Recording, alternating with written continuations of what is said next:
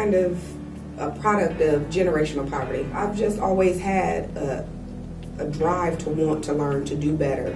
I wanted to prove to people that because this is my family background, that doesn't mean that that's where I have to be. For as long as I can remember, I have worked 2 jobs, 1 full-time, 1 part-time job, while going to school, taking care of my children.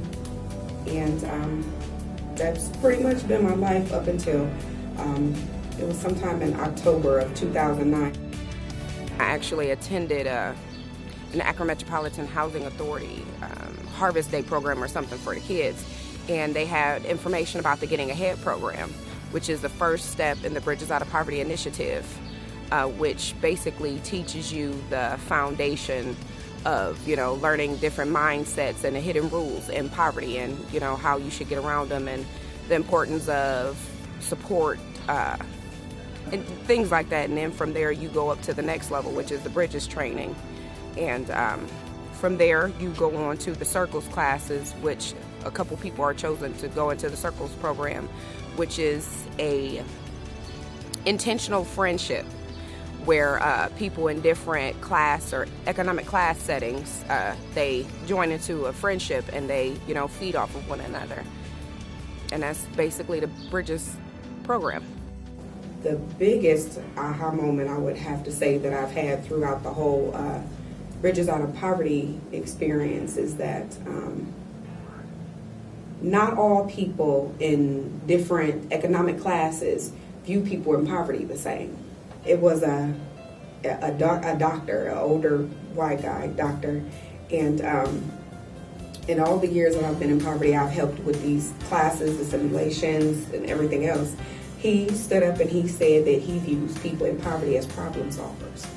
And it was so amazing to me for him to even acknowledge it, because it is a lot that you have to balance. You have to be able to go to different agencies and apply for food stamps or apply for medical assistance, and a lot of times you have to do it all on the bus, and you have to plan, literally you have to plan your entire week. It was amazing to me for him to actually see that as a good thing and not as something negative. I decided to return to the University of Akron to further my career. I did learn the experience or learn the significance of an education through the Bridges Out of Poverty program. It just, gave me the idea that in order to, make it further in life, you must have a college education in order to be successful. Bridges is close to my heart because I can help. I've lived my entire life, for the sole purpose of helping others. And Bridges gives you the opportunity to stay involved. It gives you the opportunity to help the next person, to give them your examples so, they won't possibly have to go through as hard a time as you did in poverty. And that is really what pushes me to want to stay with Bridges. To look at me, you would never guess that my life has been as hard as it is.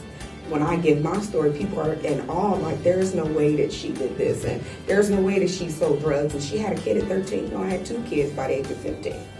And it just, because I came out on the winning side, a few bumps, bruises, whatever, but I'm still here. And I'm still willing to help others so they don't have to have such a hard life. Bridges Out of Poverty is not just for people in poverty. You need to bring people together from all different sectors, different economic classes, to further educate them on how exactly to deal with and handle poverty, to come up with solutions that will stick in the long run and not just, be a temporary fix. It needs a permanent solution. Just because this is a situation that you were brought up in, it doesn't necessarily mean that you have to stay there. You just have to take the proper steps, have good resources and role models. And that's what Bridges did for me.